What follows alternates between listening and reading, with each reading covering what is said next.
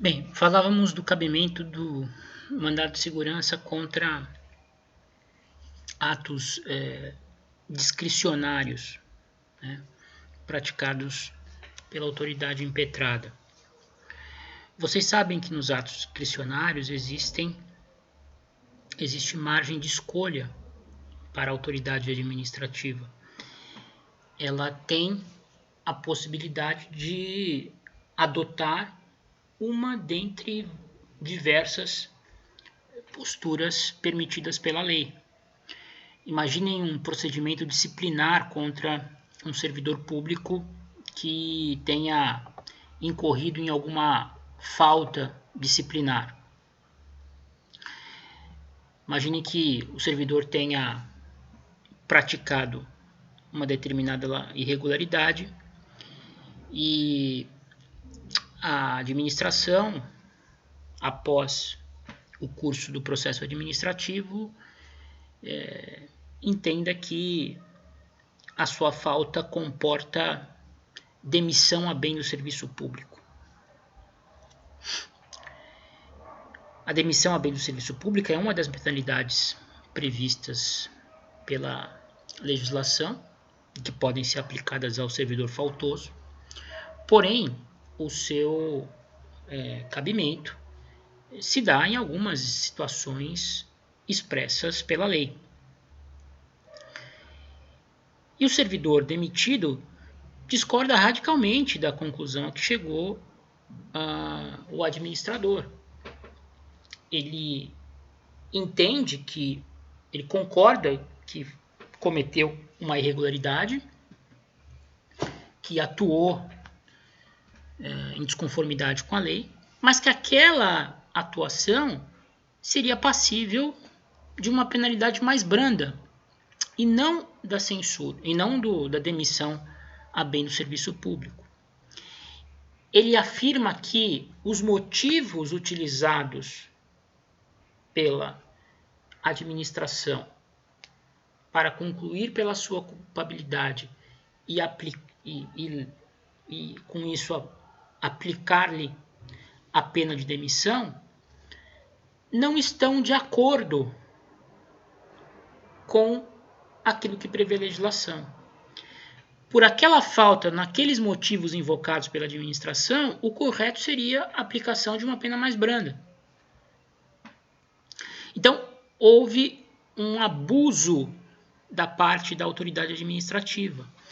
A autoridade administrativa tinha várias punições passíveis de serem adotadas, mas desde que os motivos sustentados para a aplicação de uma daquelas punições fosse adequado, estivesse em consonância com a lei, o que não aconteceu na ótica do servidor nesse caso hipotético.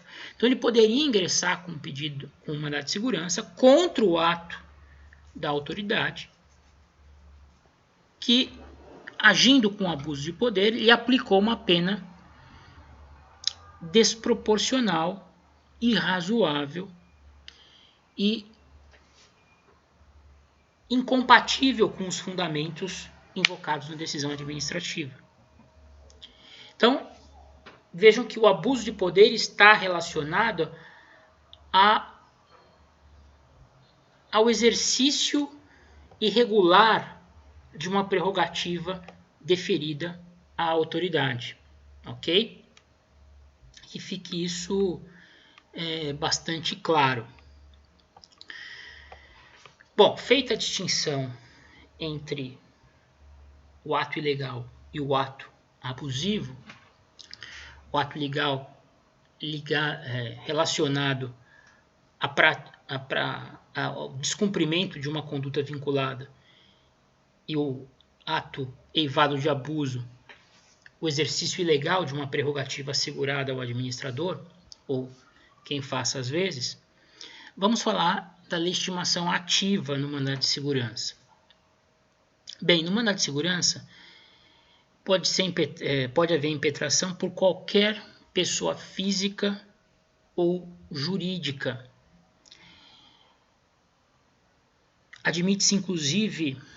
a impetração de mandado de segurança pelo estrangeiro, né? Porque se for estrangeiro não é cidadão na acepção jurídica do termo, com direitos políticos. Então, qualquer pessoa natural ou jurídica, inclusive estrangeiros, tem legitimidade para propor mandado de segurança. A doutrina e a jurisprudência, por sua vez, também reconhecem legitimidade àquelas chamadas universalidades legais, como o espólio, a massa falida, o condomínio, além dos órgãos públicos despersonalizados, como, por exemplo, a Câmara Municipal. Permite-se que a Câmara Municipal, que não tem personalidade jurídica própria, maneje mandado de segurança, por exemplo, contra ato do prefeito, que negue o repasse daquilo que se denomina duodécimo, que é a parcela mensal do orçamento do município destinada ao custeio das despesas da Câmara. Não há nenhuma dúvida quanto à legitimidade dos órgãos despersonalizados e das chamadas universalidades legais no que diz respeito à propositura, à impetração de mandado de segurança. Também o artigo 1º, parágrafo 3º da Lei 2016 de 2019,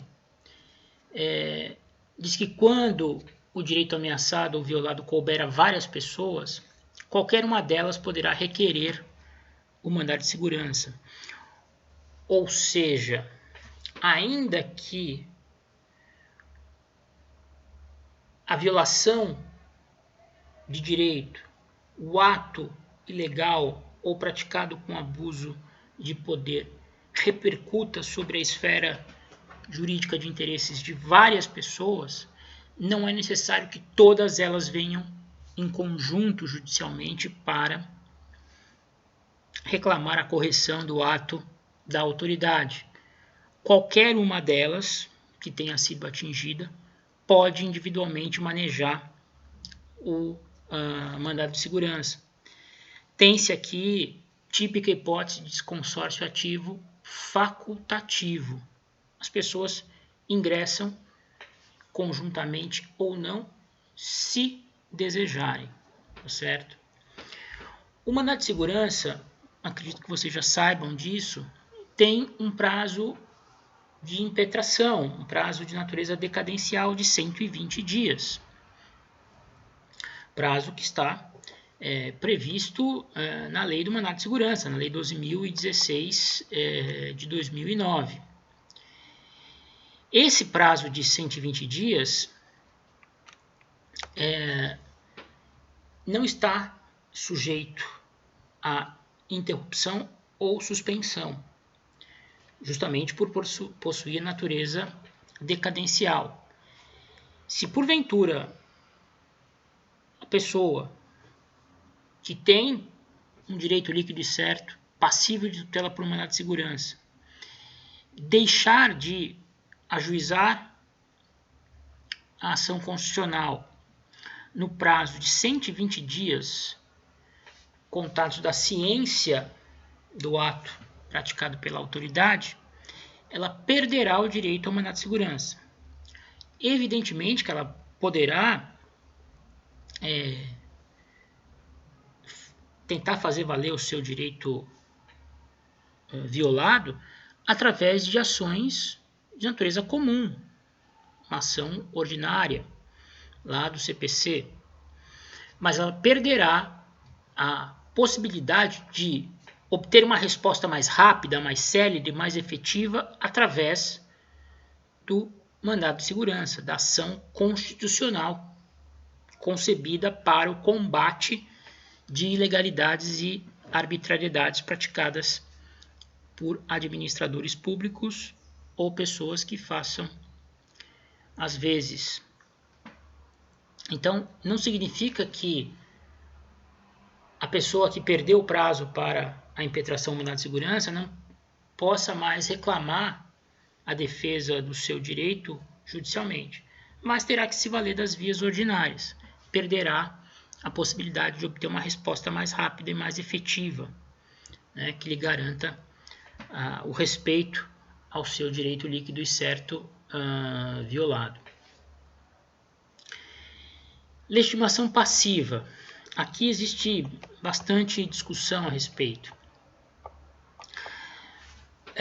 Os doutrinadores mais antigos, a doutrina mais tradicional e a jurisprudência mais tradicional aplicam, para efeito de legitimidade passiva, uma leitura mais literal daquilo que prevê a Lei 2016 de 2009.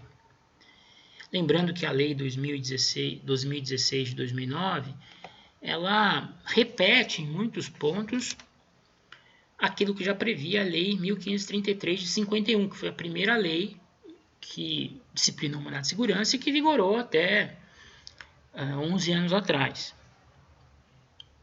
Então, de acordo com a Lei 2016, que nesse ponto repete aquilo que já dizia a Lei 1533 de 51, considera-se autoridade coatora aquela que tenha praticado o ato impugnado ou da qual emane a ordem para sua prática.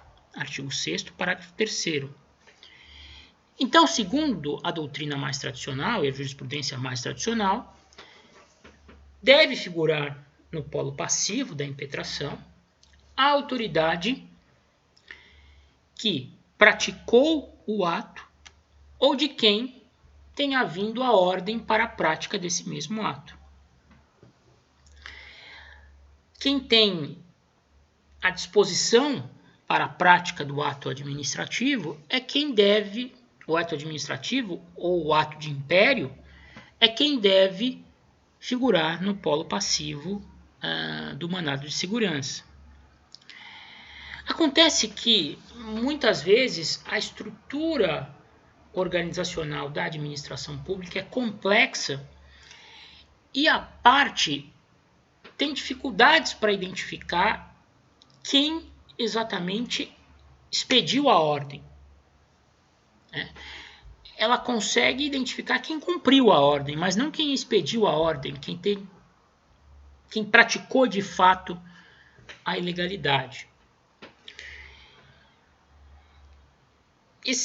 Essa circunstância fática levou a doutrina e a jurisprudência a, digamos, relativizarem essa regra legal contida no parágrafo 3º do artigo 6º da Lei 2016 de 2009 e que já também existia no regime da Lei 1533 de 51. Então, por exemplo, para Marinoni, processualista conhecido, acredito por todos vocês, a autoridade coatora não deve ser parte no processo do mandado de segurança. Ela é sim uma fonte de prova. Ela vai apenas explicar o que aconteceu sob a ótica da administração. No polo passivo do mandado de segurança, para o Marinoni, deve figurar a pessoa jurídica que estiver vinculada à autoridade coatora. Particularmente, eu acho um pouquinho exagerado esse entendimento do Marinoni, porque a lei é muito explícita no sentido de que o mandado de segurança deve ter como litigante no polo passivo a autoridade e não a pessoa jurídica. Mas esse entendimento, essa orientação, ela resolve problemas práticos. Às vezes a pessoa não sabe quem praticou o ato a ser impugnado. Se foi o chefe, por exemplo, o chefe de arrecadação da Secretaria da Fazenda, ou se foi o próprio secretário da Fazenda do município. No âmbito federal, se foi o ministro da Economia ou se foi o secretário da Receita Federal. Há uma dificuldade em se identificar. E para evitar que isso gere uma extinção prematura do processo por legitimidade de parte, flexibiliza-se e admite-se o ajuizamento contra a Prefeitura Municipal ou contra a União Federal, no caso da Receita Federal. A gente já continua analisando esse exemplo.